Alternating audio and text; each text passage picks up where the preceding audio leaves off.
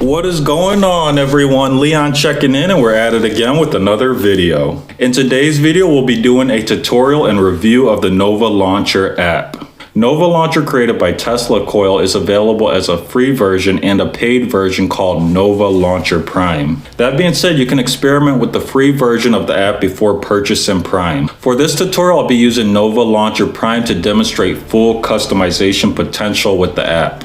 It's important to note when purchasing the Prime version, the free version needs to be installed as well for functionality. So what is a launcher and what makes Nova's variant great?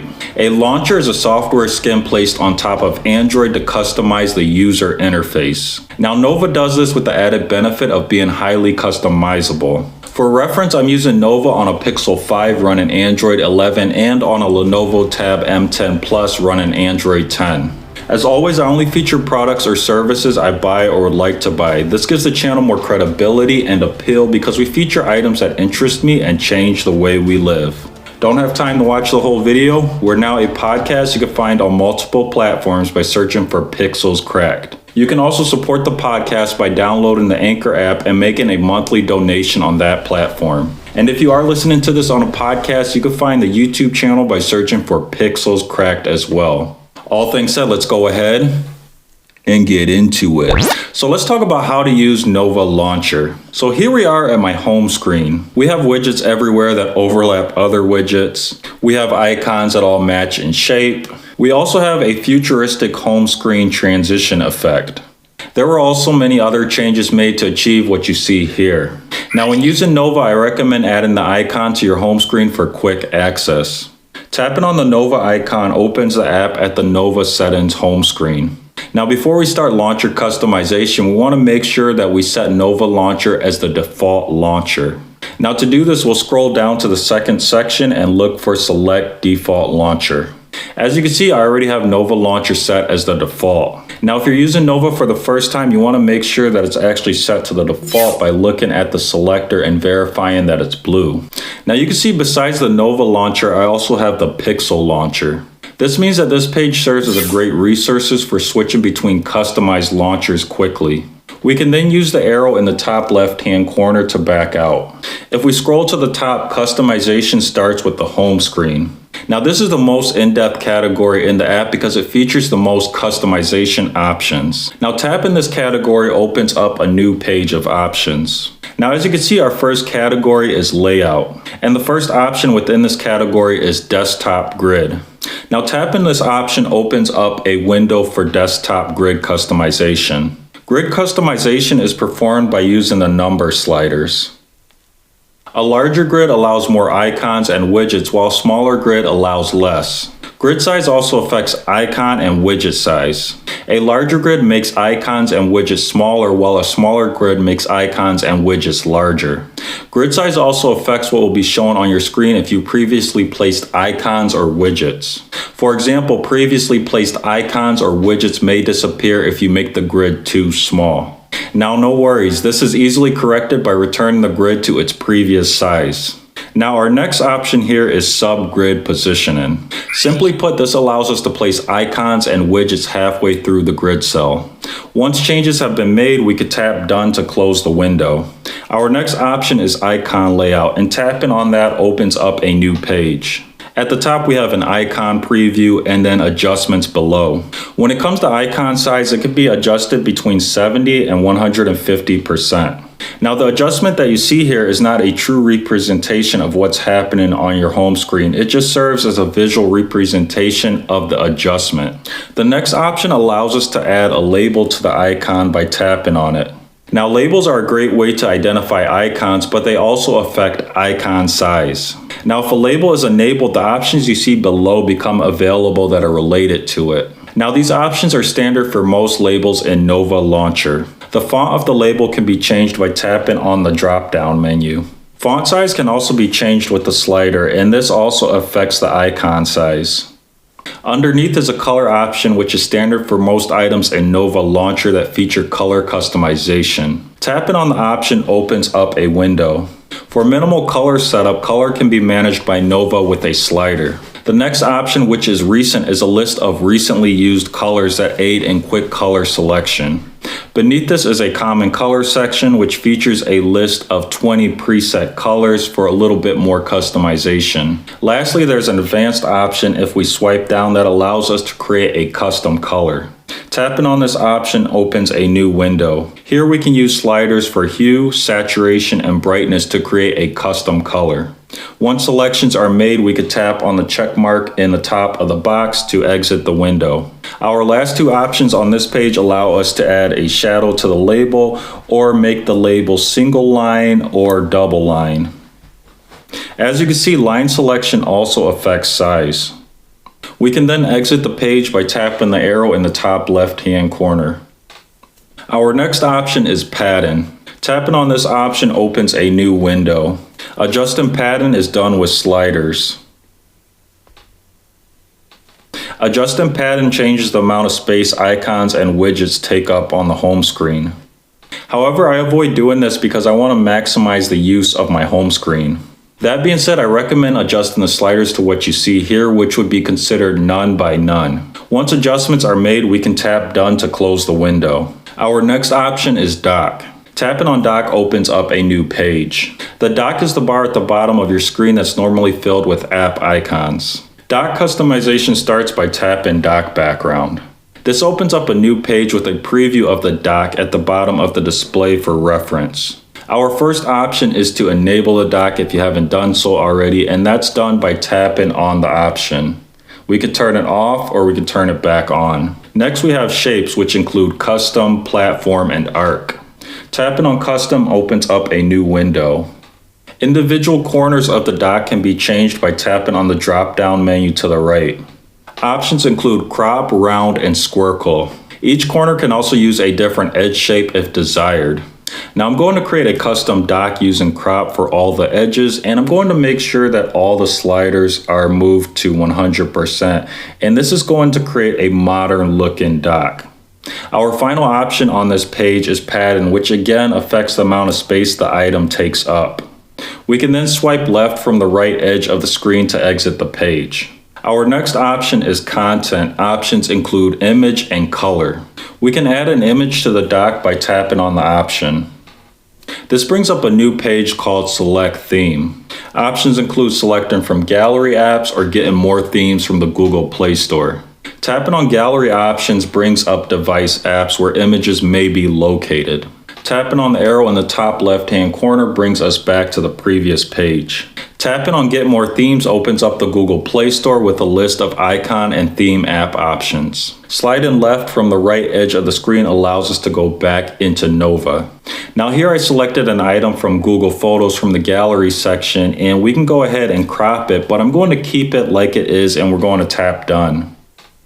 Now you can see once an image is selected, it returns us to the previous page. Now you can see the preview at the bottom of the display has changed. We can also customize the preview furthermore with a list of options on the right side of the screen towards the middle there. We have fill, repeat, and mirror, and we're going to cycle through these just so you can get an idea of what's going to happen to the dock when we select these options.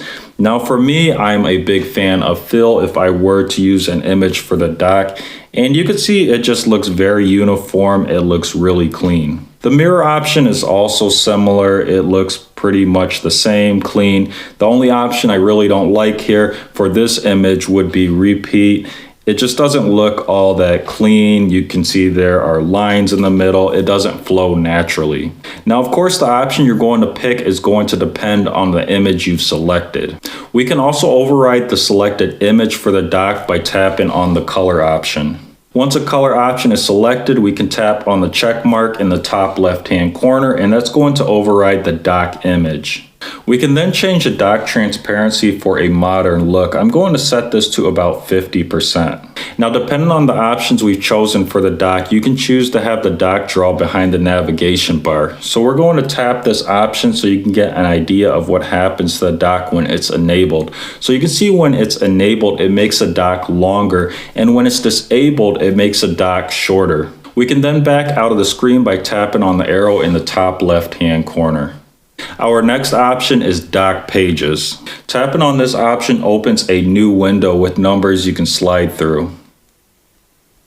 You can add up to 5 dock pages to your launcher. Now this is equivalent to sliding through pages, except you're sliding through docks. Once an option is selected, we can tap Done to close the window. Our next option is Dock Icons. Tapping on this option opens up a new window as well. Using the slider, we can adjust the amount of icons that fit into the dock. Once a selection is made, we can tap Done to close the window. Our next option is Icon Layout. Tapping on this option opens icon customization as previously seen. The only difference here is we can choose to match desktop icon size or not. Deselecting the option allows you to customize icon size separately of the desktop icon size. Now beneath this option, you can see we have the ability to add a label again. Now the interesting thing is if we add a label to these icons, it's not going to affect the icon size. However, it's going to affect the placement of the icons and the dock itself. Once icon layout options are selected, we could tap the arrow in the top left-hand corner to exit the page. The next option is Padding. Tapping on this option opens a new window. This option works just like Padding for the desktop grid.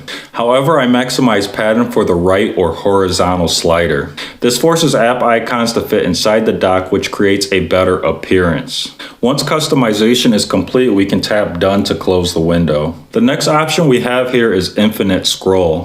When checked, this gives the dock a carousel effect, which means that it doesn't have a left or right end stop. This means that the dock can continue to circle around and around. There's a last category listed here called Advanced. Tapping on this option expands the panel. Here we can choose to have the dock display as an overlay or not. We can also choose to have the dock automatically close once an app is launched. Now this works best with a gesture. We also have an option to have the dock position remembered. Once dock customization is complete, we can tap the arrow in the top left-hand corner to exit the page. The next category is Search. The first option here is Search Bar Placement. Tapping on this option opens up a drop-down menu of options that affect search bar placement on the home screen. Options include None, Widget, Dock Above Icons, Dock Below Icons, and Persistent. Tapping on an option closes the drop-down menu. The next option is Search Bar Style. Tapping this option opens a new page. On the top of the page is a preview window of the bar style. There are 5 bar options to choose from here, so we're going to cycle through these all so you can get an idea of what they look like. And I'm going to go with the last option here just because it creates a modern look. The only problem with this bar style option is there's no icon to activate the Google Assistant for voice search. However, there's a workaround for this feature that we'll talk about later in the video using gestures. Next, we have the reoccurring color selector for the bar, and you can see I chose red here, and that makes the Google part of the bar red. Our next option is 7 Google logo styles, and we'll tap on these just to cycle through them so that you can get an idea of what they're going to look like on the bar. And I'm going to go with the simple G logo just because it looks clean, it's minimal. Scrolling down here, the next category we have is Content. Our first option is Search Window. Tapping on this option shows a drop-down menu that gives us a list of choices that will decide what content is shown in the search window. Now both of the Google options are similar, working as a Google search function. The Nova Search option functions as an app search. It's important to note selecting any of these options only changes the content shown. It doesn't change the bar design. Selecting an option closes the drop-down menu. Our last option is the grayed out Google Assistant. Again, this is because of the search bar style I chose. However, if we select any of the other bar styles, you can see that the option changes to white, and tapping on it checks it. Then we can go ahead and tap on the menu here, and it'll give us an option between Classic and Assistant. So what we're looking for is that logo or button next to the G, and you can see if we tap on Classic, it's going to change that logo or button to the classic Google Assistant icon. And if we tap on Assistant, it's going to change it to the newer Google Assistant icon. So I'm going to make sure I click the bar style that I actually wanted, and again, it's going to get rid of the Google Assistant logo or icon. Then we can tap on the arrow in the top left-hand corner to exit the page. Scrolling down, our next category is Scroll. This is one of my favorite categories because of the visual changes we can make when scrolling between pages. The first option here is wallpaper scrolling. Tapping on the selection opens a drop-down menu of options, and they're on, off, or reverse. If the feature is off, wallpaper is stationary. On or reverse causes the wallpaper to scroll when swiping through home pages. Tapping an option closes the drop-down menu. The transition effect is the next option here, and it's the exciting one. Tapping on this selection opens up a new window with the preview option at the top and a list of transition effects. Now my favorite option here is cube, but we're going to go through all these options and count them so that you can see what they look like and how many there are. So we have 1, 2, 3, 4, 5, 6, 7, 8, 9, 10, 11, 12, 13. And I'm going to go back to the top and make sure I select cube. Once a selection is made, we can tap done to close the window. The last option in this section is infinite scroll. This option behaves the same as the infinite scroll option for the dock, except it puts the home screen pages in a carousel effect. The next category is page indicator. Our first option is page indicator, and tapping on this option opens a new window. Now there's a none option and then 3 styles we can select for the page indicator itself. Selecting an option automatically closes the window. Underneath this option is the familiar indicator color again, and you can see that I went with red. Scrolling down, our next category is new apps. Now with this feature enabled, it simply adds icons of newly installed apps to the home screen. The last category here is advanced. Tapping on this option expands the panel. The first option is lock layout. Now this could be a useful feature if you don't want to accidentally change the layout when working in it. The second option allows us to show a shadow at the top and the bottom of the screen. Now I have this feature enabled, but I haven't noticed any differences. The third and fourth options are widget overlap and overlap when placing. Now widget overlap has to be enabled first for overlap when placing to be available. Now this is a useful feature I use for overlapping icons and widgets to maximize user interface space and data being shown. Once options are selected, we can tap on the back arrow in the top left-hand corner to exit the page. Now we're only on the second category, and that is app drawer. Tapping on this option opens a new window. Our first category is layout, and our first option in this is app drawer style. Tapping on this option opens a drop-down menu of 3 options that include vertical, list, and horizontal. Choosing an option closes the drop-down menu. Our next option is Drawer App Grid, which is similar to home screen grid customization. Tapping on this option opens a new window to customize the grid. I find the layout that we have here, which is 6x4, works perfectly for my Pixel 5. Now it's important to note you don't want to make the layout too big because it'll be too difficult to see icons. You also don't want to make the layout too small because it'll take an excessive amount of time to search through apps. Once the grid is configured, we could tap done to close the window. The next option is icon layout. Icon layout here is similar to icon layout for dock and home screen settings. Tapping on this option opens a new window. The main difference for my icon layout here compared to the icon layout for the dock and home screen settings is that I have labels enabled. So this opens up all the label options underneath. Personally, I recommend enabling labels in the app drawer because it doesn't affect icon size and it helps with app identification. We can then exit this page by tapping the arrow in the top left-hand corner. The next option is background color, which is done with the familiar color selector. This changes the background color of the app drawer when it's opened. The next option is background transparency for the app drawer. This is adjusted with a slider, and generally I like a higher transparency because it creates a more modern look. The next option is card background, and it can be enabled or disabled by tapping on the option. This changes the appearance of the app drawer when it's open because it either adds a card or not. It's important to note that when card background is disabled, transparency is lost. Underneath we have the option frequently used apps, and that just allows us to add frequently used apps to the top of the app drawer. Now it's important to note that frequently used apps only work with the vertical or horizontal app drawer. Our next option includes top bar. Tapping this option opens a drop-down menu with choices of none, search bar, and tab bar. The tab bar is my favorite option because it's clean and modern. Further enhancements can be made with the next option, Tab Style. Tapping this option again opens a drop-down menu with choices of Material, Color Block, and Classic. Now there seems to be no major visual difference between Material and Classic. I went with the Color Block option here. The next option is Menu Action Icons. Tapping this option opens a new window. This window features options of Search, Play Store, and Menu. We can add 1, 2, or all 3 of these options to the top bar. Once options are selected, we can tap Done to close the window. The last option in this section is Isolate Tabs. Now I tried to experiment with this option but didn't see any changes in appearance or function. If you know what this option does, please let us know in the comments below to help others. Swiping down, the next category we have here is gestures. The first option here is swipe to open close. This allows us to enable or disable the swipe up feature to bring up the app drawer.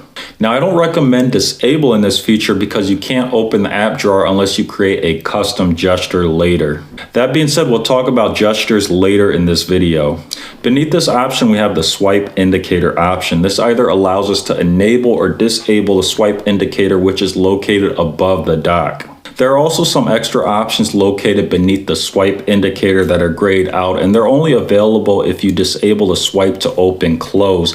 Now, I didn't experiment with these options at all, so I'm going to skip over them for this video. The next category we have here is scroll. The first option we have here is fast scroll bar, which I recommend enabling because it allows you to search through apps alphabetically in the app drawer by pressing and holding on the slider. The option beneath this allows us to select a scroll accent color for the color of the scroll bar slider, letter bubble, and over scroll glow, which is done with the familiar color selector. Now it's important to note that the fast scroll bar option only works with the vertical or list app drawer options. That being said, it doesn't appear to be available for the horizontal app drawer option. The next category we have here is horizontal scroll. Tapping on this category expands the panel. Now our first option here is the transition effect, which would be similar to the home screen transition effect we did earlier, except this would apply to the app drawer. We can also select infinite scroll. Now again, all this works only for the horizontal app drawer method. Scrolling down here, we have our next category, apps. Our first option here is to hide apps. Now tapping on this option opens a new page where we could select apps that we wish to hide. Now once the apps are selected, we could swipe left from the right edge of the screen to exit the page. The next option we have here is drawer groups, and tapping on this option opens a new page that defaults to folders. Now this is a useful feature for organizing the app drawer for a cleaner appearance. Now you can see I added an arcade folder to organize all my games in the app drawer. Now if we tap on the edit icon for this folder, we can edit the name of the folder, and we can also select the option to keep apps in main app tab. Now I haven't played with this option, so I'm not sure what it does. So again, if you know what this feature does, let us know in the comments below so we can help others out. Now before we continue, we want to tap OK to save the current folder configuration. Now we can go ahead and tap the edit icon for this folder again, and then we could tap on the select apps option to add apps to this folder. Now I already went ahead and added all my games to this folder, so I don't need to add any more. So we can go ahead and tap on that back arrow icon in the top of the left hand corner to exit the page. If we wanted to delete this folder, we could also tap that edit icon. Again, that brings up the window once more. And in the top right hand corner of this window, we'll have those 3 dots. If we tap on the 3 dots, that gives us a delete option. Now, I'm going to abort this process because I want to keep this folder. So I'm going to tap anywhere on the screen, and then we're going to tap the cancel option. The next option we have in the top bar is tabs, and we're going to tap on that. Now, as you can see, there's an apps tab by default, and it can't be deleted, but it can be edited. Now we can go ahead and create a tab by clicking on the plus icon in the top right hand corner. Now we're going to name this tab test, and then we have the familiar color selector to the right. So we're going to tap on that and change it to red.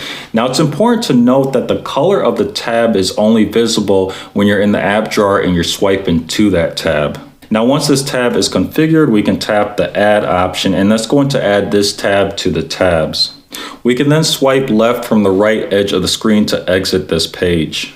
Our last option in this category is folders first. Now, I recommend enabling this option because it places the folders at the top of the app drawer, which just creates a cleaner appearance. The last category is advanced. Again, tapping on this category expands the panel. The first option here is automatically closed. Now, if enabled, this hides the drawer once an app is launched. Now, if this feature is disabled, it keeps the app drawer open even after the app is launched, which means that if you exit the app drawer will still be open. The second option here is to remember the position of the app drawer, and this is self-explanatory. It remembers the position of the app drawer once you close it so that when you open it, you're at the same position again. We can then tap on the arrow in the top left-hand corner to exit this page. The third category here is folders. Tapping on this option opens a new page. Our first option is window style. Tapping on this option opens a new page. An open folder preview is located in the top half of the page, and then customization options are located in the bottom half. Our first option here is mode. Tapping on this option opens a drop-down menu with choices of window and immersive. Now, window mode takes up a portion of the display while immersive mode fills the display completely. Selecting an option closes the drop-down menu. The next option is background color, and we have the familiar color selector to the right there, and that allows us to change the background color of the folder. Beneath this option is the familiar transparency option, and you can see I've added a little transparency because that creates a modern look. Now, you don't want to make this folder too transparent because you're going to see all the icons and widgets underneath it. Our next option is corner radius. Now, in my opinion, a slight increase in corner radius creates a modern look for the folder. The next option is show folder name, and that shows the name of the folder if we check the box. Now, swiping down, we do have a grid option. Now, this would be available if you selected immersive mode for the folder, and that would allow you to use the familiar grid adjustment option as seen previously. Our next option is scroll direction. Now, tapping on this option opens a drop-down menu, and our choices are vertical or horizontal. Selecting an option closes the drop-down menu. We can then use the arrow in the top left-hand corner to exit the page. Again, we have the familiar icon layout, which we'll skip. Next, we have transition animation. Tapping on this option opens a new window with a transition animation preview. Now, there are two transition options here. The second one is circle and the first one is zoom. Now, I prefer the zoom option just because it looks a little bit better. Once an option is selected, we can tap done to close the window. The last option here is folder icon appearance. Tapping on this option opens a new page with a preview window at the top and adjustments at the bottom. The first section here is icon layout, and we can go ahead and tap on these different options so you can get an idea of what they look like. Now, my favorite here is grid because you can easily see the icons. They're not overlapping each other like the other options. The next category here is background shape, and I went with round just to keep things consistent. The next option we have is clip to background. Now, when this feature is enabled, all the app icons fit inside the folder. Now, when it's disabled, you can see that the app icons extend slightly outside of the folder. And then the next option under this is color, and this has the familiar color selector, so we'll skip this step. And then we have the last option, which is the familiar transparency option, and that just allows us to make the background transparent. Once adjustments are made, we could tap on the arrow in the top left-hand corner to exit the page. Now we can go ahead and tap the arrow in the top left-hand corner to exit this page as well. The fourth category is look and feel. Tapping on this option opens a new page. Our first option is icon style. Tapping on this option opens a new page with a preview window at the top and adjustments below. Our first category is adaptive icons. In this category is our first option, icon shape. Again, I went with round to keep everything consistent. Now, one thing I noticed here is when I chose any of the other shapes, there was no consistency whatsoever, even if I checked reshape legacy icons, which should have made all the icons match. The next option we have here is adaptive icon animations, and when this option is selected, when you press and hold on an icon, it actually wiggles as you're dragging it around. Scrolling down, we have the next option, which is prefer legacy icons. Now I recommend avoiding enabling this option because it makes all the app icons inconsistent in appearance. The last category we have here is miscellaneous. Now in this category, we have the option normalize icon size. Now this is actually a nice feature because it forces all the app icons to be the same size by downscaling the larger ones. Now we can go ahead and tap on the arrow in the top left-hand corner to exit this page. Our next option is screen orientation. Tapping this option opens a drop-down menu with 4 options. Now I recommend selecting auto rotate, that way you can use your phone in portrait and landscape mode. Once an option is selected, the drop-down menu automatically closes. The next 2 options are animation and scroll speed. Tapping on either of these options opens a new window with scroll speed choices. Now I went with the Nova preset for both, so selecting an option automatically closes the window. The next option is app animation. Now tapping on this option opens a window with app animation options. Now out of these choices, slide up was my favorite option. However, zoom and slide left are good options as well. Selecting an option closes the window. The next option is pop-up menu. Now the next 2 options are definitely worth enabling. The first option is drop targets. So essentially what this option does is it shows uninstall, app info, and edit buttons when pressing and holding on an icon. And then we have the show undo bar, which practically gives you an undo button for a few seconds if you accidentally delete an icon. Swiping down here, the next category is notification bar. The first option here is to show or hide the notification bar. Now I recommend keeping this option enabled so that you can see the notification bar on your home screen. Now if you look beneath this, you have pinch in configured to toggle this setting, and this is a gesture I set up which I'll show you later on in the video here, and that allows me to toggle the notification bar at times when I don't want to see it. The next 2 options are transparent notification bar and transparent navigation bar, and I recommend enabling both of these so that you don't have what looks like a bezeled appearance on your phone. And then we have the last option here, dark icons. This could work if you have a bright or lighter wallpaper. Now for me, I have a dark wallpaper, so dark icons, I'm not able to see them. So this feature pretty much was a downgrade for me. The last category is search.